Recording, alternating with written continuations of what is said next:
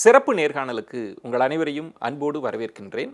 இன்றைய நிகழ்ச்சியில் நாம் சந்திக்க இருக்கக்கூடிய அரசியல் ஆளுமை மனிதநேய மக்கள் கட்சியினுடைய தலைவர் பேராசிரியர் ஜவஹருல்லா அவர்களைத்தான் சந்திக்க இருக்கிறோம். வாருங்கள் நேயர்களே. வணக்கம் பேராசிரியர். வக்ஃப் வாரிய திருத்த சட்டம், அதில் ஆட்சேபனைக்குரிய பகுதிகளாக நீங்கள் கருதுறது எது? முதல்ல இந்த பின்னணியை பார்க்கணும். இந்த பின்னணி என்னென்னா, 1997 மாநிலங்களவையில் மேற்கு வங்காளத்தில் உள்ள வக்ஃபு போர்டினுடைய வாரியத்தினுடைய நடவடிக்கைகள், அதனுடைய குளறுபடிகளை பற்றியான ஒரு பிரச்சனை எழுப்பப்பட்டது. அப்போது ஒரு கூட்டு நாடாளுமன்ற குழு அமைக்கப்பட்டது. அந்த கூட்டு நாடாளுமன்ற குழுவுக்கு தலைமை தாங்கியவர் பின்னர் மாநிலங்களவையினுடைய துணைத் தலைவராக இருந்தார் ரஹ்மான் கான். அந்த கூட்டு நாடாளுமன்ற குழு இந்தியா முழுவதும் பயணித்து தமிழ்நாட்டுக்கு கூட வந்தாங்க. இங்குள்ள வக்ஃப் வாரிய தலைவர், அதே போல் மற்ற உறுப்பினர்கள், மக்கள் இவர்களுடைய கருத்துக்களை எல்லாம் கேட்டு வக்ஃபு சட்டத்தை, வக்ஃபு சொத்தை பாதுகாப்பதற்காக என்னென்ன நெறிமுறைகளை எல்லாம் மேற்கொள்ள வேண்டும் என்ற ஒரு பரிந்துரையை நாடாளுமன்றத்துக்கு அளித்தார்கள். அதற்கு பிறகு நீதியரசர் ராஜேந்தர் சச்சார் அவர்களுடைய அறிக்கை சமர்ப்பிக்கப்பட்டது. நீதியரசர் ராஜேந்தர் சச்சாருடைய அறிக்கையில் ஒரு கணிசமான பகுதியில் எத்தகைய வக்ஃபு சொத்துக்கள் எல்லாம் எங்கெல்லாம் ஆக்கிரமிக்கப்பட்டிருக்கிறது, இதை தடுத்து நிறுத்துவதற்கு என்ன நடவடிக்கை எடுக்க வேண்டும் என்றெல்லாம் பரிந்துரைகள் கொடுக்கப்பட்டிருந்தன. இவை அனைத்தையும் ஒருங்கிணைத்து ஒரு பரிந்துரை தருவதற்காக மீண்டும் ஒரு நாடாளுமன்ற தேர்வுக்குழு இதே ரஹ்மான் கான் அவர்கள் தலைமையில் அமைக்கப்பட்டு அதன் பரிந்துரையின் அடிப்படையில் 2013 திருத்தங்கள் மேற்கொள்ளப்பட்டது. இந்த திருத்தங்கள் கடுமையானவை. வக்ஃபு சொத்துக்களை காப்பாற்றுவதற்கு மிக கடுமையான விதிமுறைகள்லாம் அதில் இருக்குது. இப்போ கொண்டு வந்திருக்கின்ற இந்த திருத்தங்களில் நீங்கள் எடுத்து பார்க்கும்போது ஒட்டுமொத்தமாக வக்ஃப் வாரியத்தினுடைய அனைத்து அதிகாரங்களையும் பிடுங்கி, அதாவது ரொம்ப கொச்சை வார்த்தைகளை சொல்ல வேணால், பல்ல பிடுங்கிட்டு அதை ஒரு அலங்கார அதிகாரம் இல்லாத ஒரு அமைப்பாக உருவாக்குவது தான் இந்த திருத்தங்கள். எனக்கு இதில் ஒரே ஒரு விளக்கம். ஆனால் மத்திய அரசு சொல்வது வக்ஃப் போர்டை நாங்கள் பலப்படுத்துகிறோம் அப்படின்னு சொல்கிறாங்க. வக்ஃப் சொத்துக்கள் தவறாக பயன்படுத்தப்படுகிறது, மாஃபியாக்கள் பயன்படுத்துகிறாங்க, அதை எடுத்து வக்ஃபுக்கு நாங்கள் கொடுக்க போகிறோம்னு சொல்கிறாங்க. நன்மை தானே பயக்கிறோன்னு சொல்கிறாங்க. இல்லை, அவர்களுடைய நோக்கம் தவறானது. நான் என்ன கேட்குறேன்னா, இந்த வக்ஃபு சொத்தை ஆக்கிரமிப்பவருக்கு 2 ஆண்டு கடுங்காவல் தண்டனை என்ற அந்த பிரிவை நீங்கள் ஏன் நீக்குகிறீர்கள்? ஒரு வக்ஃபு சொத்தா இல்லையா அப்படிங்கிறத நிர்ணயிக்கக்கூடிய அதிகாரம் வக்ஃபு வாரியத்துக்கு இருக்கின்றது. அந்த அதிகாரத்தை எடுத்துவிட்டு மாவட்ட ஆட்சியருக்கு கொடுக்கக்கூடிய நிலைமை என்ன? ஏற்கனவே ஒன்றை தெரிந்து கொள்ள வேண்டும். இந்த சொத்துக்களை சர்வே பண்ணக்கூடிய ஒரு அதிகாரம் 2013 சட்டத்தில் சர்வே கமிஷனருக்கு இருக்கின்றது. சர்வே கமிஷனருங்கிறவர் வருவாய்த்துறையை சேர்ந்தவர் தான். அவர்கிட்ட இருக்கக்கூடிய அந்த அதிகாரத்தை பிடுங்கி மாவட்ட ஆட்சியருக்கு, அதாவது முதல்ல வக்ஃப் வாரியத்திலேருந்து அந்த அதிகாரத்தை பிடித்தி மாவட்ட ஆட்சியருக்கு கொடுக்குறாங்க. மாவட்ட ஆட்சியர்கிட்ட கொடுக்கும்போது மாவட்ட ஆட்சியர் எந்த ஒரு சொத்தையும் இது வக்ஃப் அல்ல என்று சொல்லலாம். நான் திருப்பி கேட்கின்றேன், பாஜக தான் ஒரு மாஃபியாவாக செயல்பட்டு ஏற்கனவே வெளிப்படையாக பட்டப்பகலிலே பாபரி மஸ்ஜிதை ஆக்கிரமித்தார்கள், இடித்தார்கள், தமலாக்கி கொண்டார்கள். அதே போல நாடு முழுவதும் இருக்கக்கூடிய பள்ளிவாசல்களை ஆக்கிரமிப்பதற்காக மறைமுகமாக கொண்டு வரப்பட்டிருக்கின்ற பெரிய ஒரு சதிதான் இந்த வக்ஃபு திருத்தங்கள் என்பதை நான் ஆணித்தரமாக சொல்லிக்கொள்ள விரும்புகிறேன். ஒரு அச்சத்தை வெளிப்படுத்துறீங்க, சந்தேகத்தை வெளிப்படுத்துறீங்க. ஆனால் மாவட்ட ஆட்சியர் அப்படின்ற அந்த குறியீடுன்றது ஒரு அரசு தலையீடு தானே. ஒரு அரசு தலையிடுவதை நீங்க ஏன் விரும்ப மாட்டீங்க? ஒரு அரசு தலையீடு இருந்தால் வெளிப்படைத்தன்மை இருக்கும். நான் சொல்றேன், வக்ஃப் வாரியத்திற்கு தான், அதாவது வக்ஃப் வாரியத்திற்கு பழைய சட்டத்தினுடைய, அதாவது இன்னும் திருத்தம் வரல, வக்ஃப் வாரிய சட்டம் 40வது பிரிவின்படி ஒரு சொத்து வக்ஃபு சொத்தா இல்லையா அப்படிங்கிறதை நிர்ணயிக்கக்கூடிய அதிகாரம் வக்ஃப் வாரியத்துக்கு இருக்கின்றது. ஒன்று, அந்த வக்ஃப் வாரியத்தினுடைய சிஇஓவாக தலைமை செயல் அலுவலராக இருக்கக்கூடியவர் மாநில அரசாங்கத்தால் நியமிக்கப்படக்கூடியவர் தான். பெரும்பாலும் ஒரு IAS அதிகாரியாக அல்லது ஒரு DRO மட்டத்தில் இருக்கக்கூடிய ஒரு அதிகாரியாக இருக்கக்கூடியவர்கள்.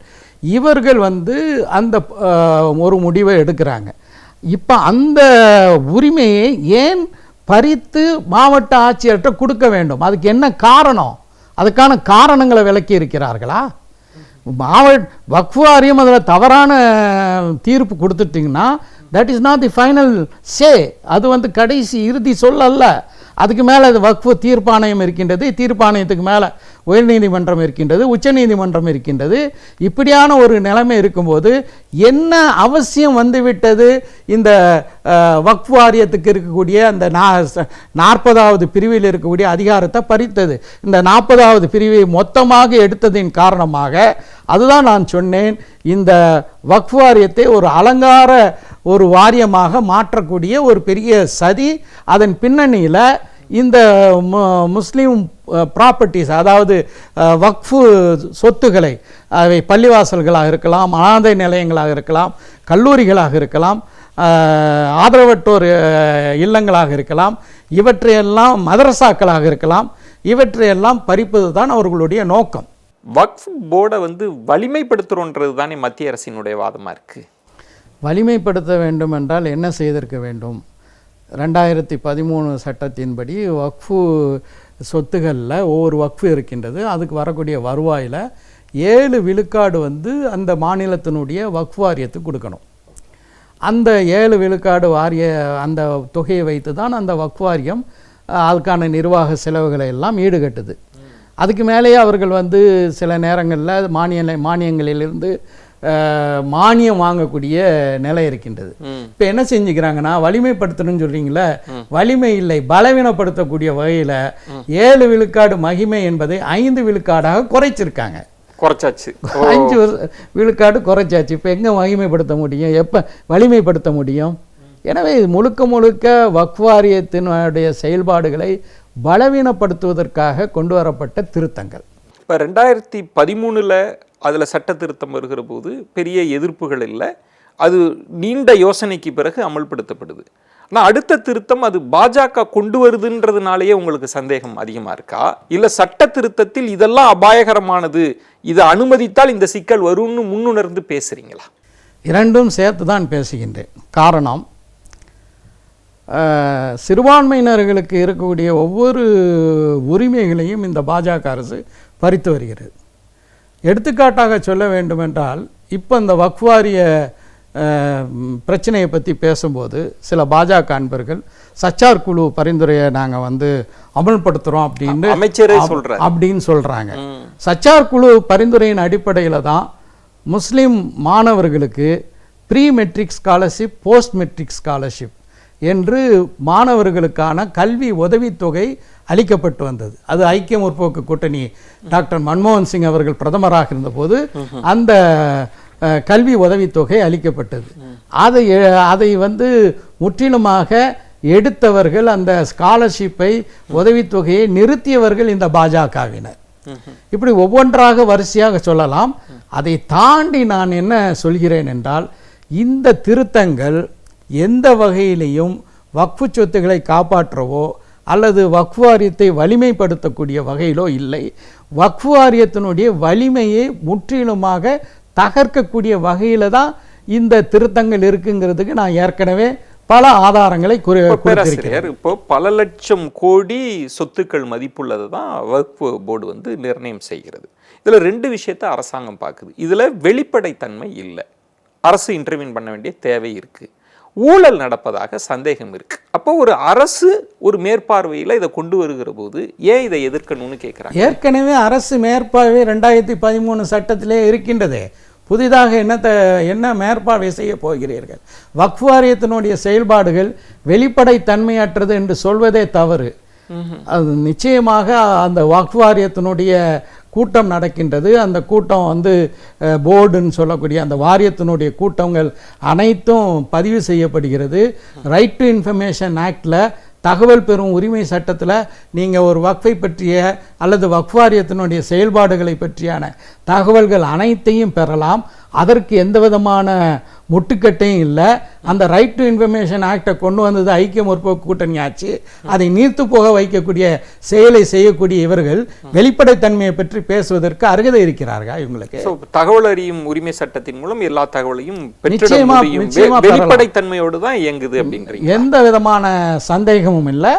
வக்ஃபு வாரியம் ஒரு முடிவு எடுக்கின்றது என்றால், ஒரு குறிப்பிட்ட சொத்து வக்ஃபு சொத்து அப்படின்னு முடிவு எடுக்கின்றது என்றால், அது வக்ஃபு சொத்து அல்ல என்று யாராவது கருதுவார்களேயானால் அவர்கள் நிச்சயமாக அதை எதிர்த்து தீர்ப்பாயத்துக்கு போவதற்கும் உயர்நீதிமன்றம் உச்சநீதிமன்றம் செல்வதற்கும் வழி இருக்கும்போது, எங்கே இதில் எதேச்சதிகாரமாக வக்ஃப் வாரியம் செயல்படுகிறது, அதனுடைய செயல்பாடுகளை கட்டுப்படுத்துறது கொண்டு வரோன்னு சொல்கிறான். இவ்வளோ சொல்கிறாங்கல்ல.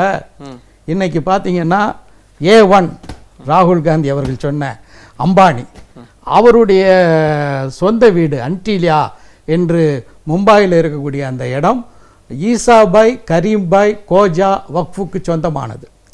அந்த இடம் வக்ஃபுக்கு சொந்தமானது என்று நான் சொல்லவில்லை. மும்பை மகாராஷ்டிர மாநில வக்ஃப் வாரியத்தினுடைய தலைமை செயல் அலுவலர் நீதிமன்றத்தில் தாக்கல் செய்த பிரமாண வாக்குமூலத்தில் இந்த சொத்து வக்ஃப் வாரியத்துக்குள்ளது, இதை விற்றிருக்கிறார்கள், இந்த ட்ரஸ்டிலிருந்து வக்ஃப் அதற்கு முன்னாடி இருந்தவங்க விற்றார்கள் என்று அஃபிடாவிட்டே போட்டிருக்காரு. ஸோ இந்த மாதிரியான ஒரு ஆக்கிரமிப்புகள் ஏராளமாக இருக்கும்போது, உண்மையிலே சொல்ல போனால் இன்னைக்கு இந்தியா முழுவதும் 8,40,000 வக்ஃபுகள் இருக்கின்றது. 9,40,000 ஏக்கரில் வக்ஃபு இருக்கின்றது. இந்த வக்ஃபுவை காப்பாற்ற வேண்டுங்கிறது எல்லாருடைய விருப்பம்.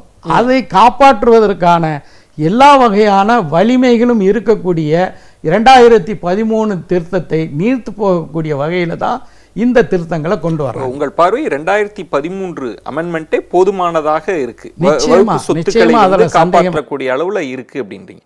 ஆனா இப்ப பாமரர்களுக்கும் புரியக்கூடிய வகையில், எளிய மனிதர்களுக்கும் புரியக்கூடிய, ஏன்னா இங்கு எப்படி ஒரு கதையாடல் சொல்லப்படுது அப்படின்னா, வகுப்பு நினைச்சதுன்னா ஒரு சொத்தை தனது சொத்தாக அறிவிச்சுக்க முடியும், சம்பந்தப்பட்ட நபர் தான் படாத பாடு பண்ண வேண்டியிருக்கு. அது ஒரு மத அமைப்பு போல சித்தரிக்கிறாங்க, அரசினுடைய தலையீடு இல்லாமல் தன்னிச்சையாக இயங்குவது மாதிரி. இப்போ தமிழகத்திலே எடுத்து அமைச்சரே என்ன சொல்கிறாருன்னா, ஒரு கிராமத்தையே இவங்க தனதுன்னு சொல்கிறாங்க, அங்கே இருக்கிற கோயில் எங்கள் சொத்து அப்படின்னு சொல்லிடுறாங்க. அப்படின்றப்ப ஒரு மத பதட்டம் வரக்கூடிய ஒரு சூழல் இருக்குல்ல, இதை நம்ம கவனமாக கையாள வேண்டாமா?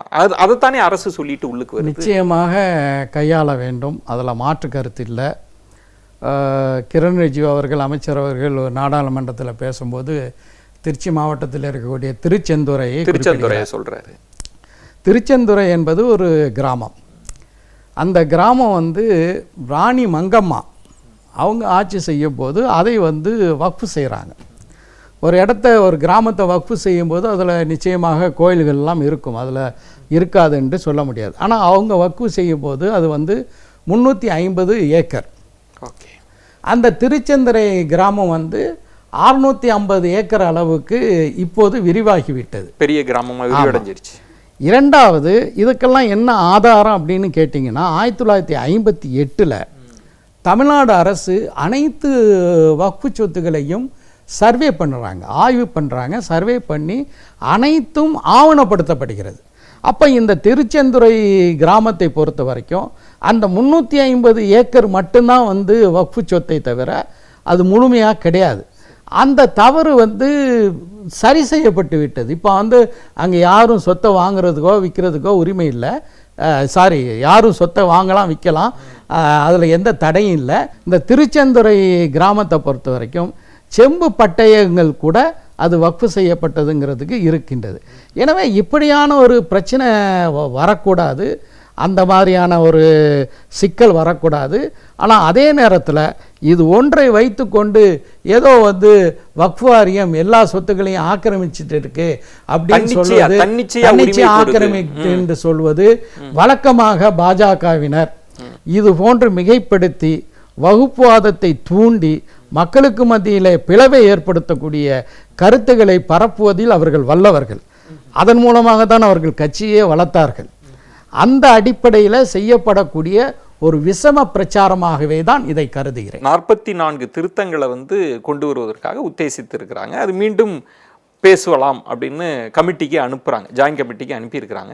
உங்களுக்கு 44 திருத்தங்களுமே ஆட்சேபனைக்குரியதா, இல்லை சில திருத்தங்கள் இருக்கலாம் சில திருத்தங்கள் வேண்டாம்னு சொல்கிறீங்களா? இதில் மிக முக்கியமான ஒன்றையும் நான் சொல்லிக்கொள்ள விரும்புகிறேன்.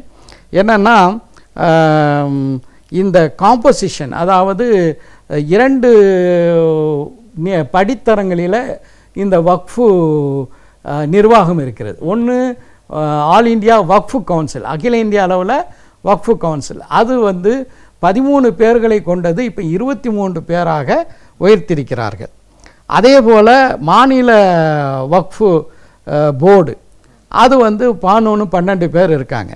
இதில் முக்கியமான ஒரு செய்தி என்னென்னா, முஸ்லீம்கள் காக அர்ப்பணிக்கப்பட்ட இந்த சொத்துகள், அந்த சொத்துக்களை நிர்வாகம் செய்யக்கூடிய இந்த போர்டில், வக்ஃபு கவுன்சிலில் ஏற்கனவே இருந்த சட்டத்தில் அதனுடைய தலைவராக இருக்கக்கூடியவர் வக்ஃபுக்கான அமைச்சர். அவர் முஸ்லீமாகவும் இருக்கலாம், முஸ்லீம் அல்லாதாரம் இருக்கலாம், அதுக்கு யாருமே ஆட்சேபனை பண்ணலை.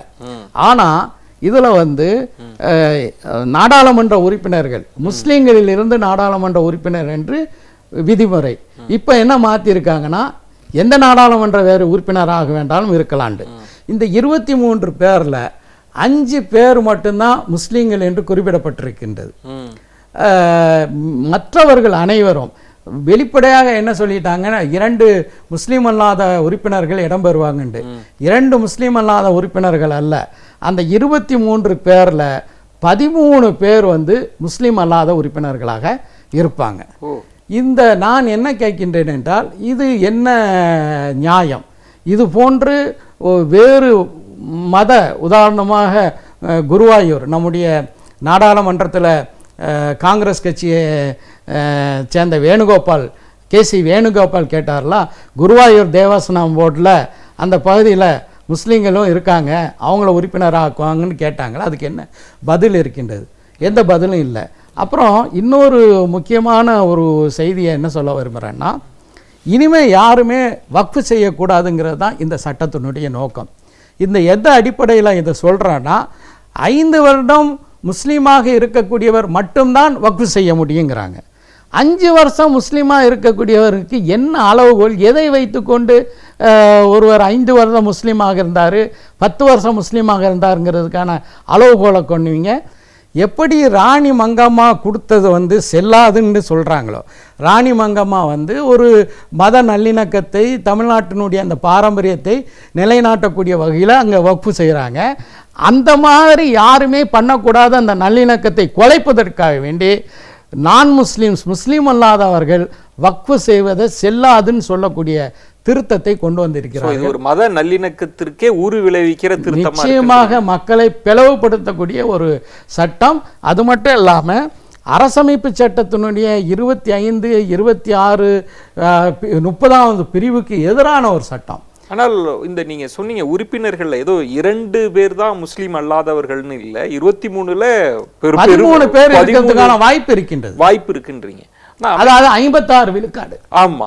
ஆனா அமைச்சர் சொல்வது வந்து, ஒரு நாடாளுமன்ற உறுப்பினரை நீங்க மதம் சார்ந்து, சாதி சார்ந்தெல்லாம் பார்க்காதீங்க, அவர் ஒரு நாடாளுமன்ற உறுப்பினர், அவருக்கு மத சாயம் பூசாதீங்கன்னு சொல்றதை எப்படி எடுத்துக்கிறீங்க?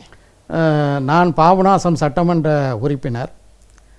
பாபநாசத்தில் மிக முக்கியமான முருகன் பெருமானுடைய 4ஆம் படை வீடான சுவாமிமலை கோயில் இருக்கின்றது. அந்த சுவாமிமலை கோயிலுக்கு வந்து லிஃப்ட் வசதி செய்யப்பட வேண்டும் என்பது நீண்டகால மக்களுடைய கோரிக்கை. ஏன்னா மலை ஏறி போகும்போது கால் வலி உள்ளவங்க முடியாதுன்னா அந்த கோரிக்கையை சட்டமன்றத்தில் வைத்தேன். என்னுடைய கோரிக்கையை ஏற்றி இப்போ அந்த பணி 3 கோடி ரூபாய் செலவில் நடக்குது. நான் கேட்கின்றேன் கிரண் ரிஜிஜுவை, சுவாமிமலை தேவஸ்தானம் போர்டில் என்னை உறுப்பினர் ஆக்குவாங்களா? நான் மக்கள் பிரதிநிதி தான், அதுக்கு அவர் தயாரா? பதில் சொல்லட்டோங்க. இதில் அடுத்ததாக இந்த வக்ஃப் வாரியம் இதற்குள் வந்து பெண்கள் நியமனத்தை பற்றி அவங்க தொடர்ந்து பேசிகிட்டே வராங்க. அது முத்தலாக்கா இருக்கலாம், இந்த மாதிரியான விஷயங்களில் இஸ்லாமிய பெண்கள் உரிமை மறுக்கப்பட்டவர்களாக இருக்கிறாங்க. அதை மத்திய பாஜக அரசு அவர்களுக்கான வாய்ப்பை வழங்குவது போன்ற ஒரு கருத்தையும் விளக்கத்தையும் கொடுத்து கொண்டே வரதை நீங்கள் எப்படி பார்க்குறீங்க? அதாவது வக்ஃப் வாரியத்தில் ஏற்கனவே பல்வேறு மாநிலங்களில் பெண்கள் உறுப்பினர்களாக இருந்திருக்காங்க. வக்ஃப் வாரியத்தினுடைய தலைவராக பெண்கள் இருந்திருக்காங்க. வக்ஃப் வாரியத்தினுடைய சிஇஓவாக ஒன்றுக்கு மேற்பட்ட முறை பெண்கள் இருந்திருக்காங்க. பெண்களுக்கு உண்மையிலேயே எம்பவர்மெண்ட் வேணும்னா இந்த அரசு, மோடி அரசு தன்னுடைய அமைச்சரவையில் ஒரு முஸ்லீம் பெண்மணிக்கு இடம் கொடுத்துருக்கலாமே. அவங்க ஆளக்கூடிய மாநிலங்களில் இருக்கக்கூடிய மாநிலங்களில் உள்ள அமைச்சரவையில் இடம் கொடுத்துருக்கலாமே. அல்லது அந்த மாநிலங்களில் இருக்கக்கூடிய பல்வேறு வாரியங்கள், பல்வேறு அரசு நிறுவனங்கள், அதில் முஸ்லீம் பெண்களுக்கு பிரதிநிதித்துவம் கொடுக்கலாமே. இது முஸ்லீம்களை வேண்டுமென்றே சிறுமைப்படுத்தக்கூடிய ஒரு நிலையில் இருக்காங்க. முஸ்லீம் பெண்கள் மிக சிறப்பான ஒரு நிலையில் தான் இந்த நாட்டில் வாழ்ந்து கொண்டிருக்கிறாங்க. முஸ்லீம் பெண்களுடைய எதிராக ஏராளமான கலவரங்களை நடத்தி அவர்களுடைய வாழ்வை நிர்மூலமாக்கியவர்களுக்கு முஸ்லீம் பெண்களை நாங்கள் ஏற்றம் பெற வைக்கிறோம்னு சொல்வதற்கு எந்த விதமான அருகதையும் யோகியதையும் கிடையாது. ஒரு விரிவான உங்களது பார்வைகளை முன் வச்சிருக்கிறீங்க.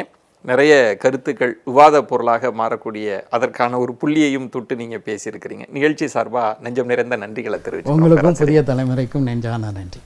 மற்றொரு நிகழ்ச்சியில் உங்களை சந்திக்கிறேன். அதுவரை உங்களிடமிருந்து விடைபெறுகிறேன். நன்றி, வணக்கம்.